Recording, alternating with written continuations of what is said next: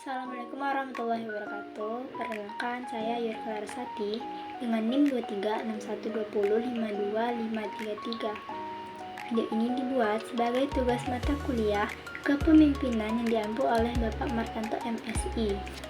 Nah, teman-teman sudah pada tahu belum sih apa itu strategi dan pengendalian dalam kepemimpinan?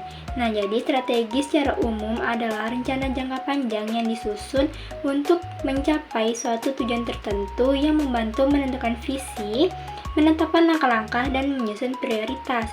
Nah, jadi strategi itu bisa diibaratkan sebagai GPS ataupun peta. Jadi, tanpa strategi, pemimpin dan tim itu bisa kehilangan arah. Nah, ada 4 jenis strategi yang biasa digunakan oleh pemimpin. Yang pertama yaitu strategi visi dan misi. Yang kedua, strategi operasional. Yang ketiga, strategi inovasi. Dan yang keempat, strategi pengembangan dalam tim. Lalu, peran pemimpin dalam perumahan strategi itu ada apa saja? Nah, yang pertama yaitu menganalisis lingkungan internal dan eksternal. Yang kedua, mengidentifikasi kekuatan, kelemahan, peluang, dan ancaman atau yang biasa kita sebut dengan SWOT. Nah, yang ketiga, menyusun rencana jangka panjang dan jangka pendek. Yang keempat, mengkomunikasikan strategi secara jelas kepada anggota tim. Nah, dalam menyusun strategi itu tidak semuanya berjalan secara mulus, ada juga tantangannya nih. Nah, yang pertama itu terbatasnya sumber daya, yang kedua kurangnya informasi, dan yang ketiga adanya konflik internal.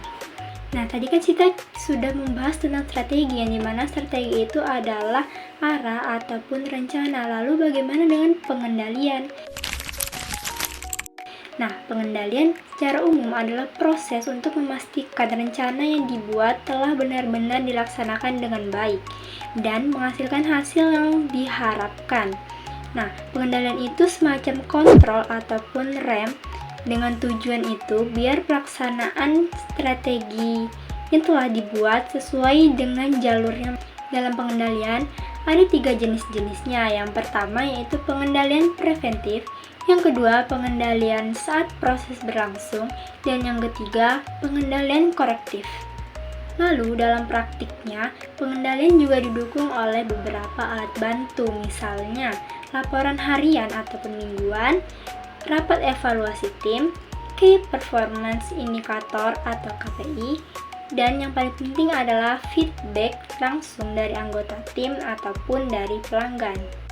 Nah, jadi hubungan antara strategi dan pengendalian ini sangat erat, di mana strategi itu adalah memberikan arah dan pengendalian ini memastikan bahwa semua tindakan berjalan sesuai dengan arah tersebut. Nah, jadi kalau hanya ada strategi tanpa pengendalian, pelaksanaan itu bisa berantakan. Begitu juga sebaliknya, pengendalian tanpa strategi itu juga nggak akan jelas nanti arahnya mau kemana. Jadi kita sebagai pemimpin nantinya bukan hanya tentang memberi perintah, namun juga tentang menyusun arah dan menjaga jalannya agar sampai ke tujuan awal yang sudah dibuat. Baik, itu saja penjelasan yang dapat saya berikan. Jika ada kurang, saya mohon maaf. Terima kasih. Wassalamualaikum warahmatullahi wabarakatuh.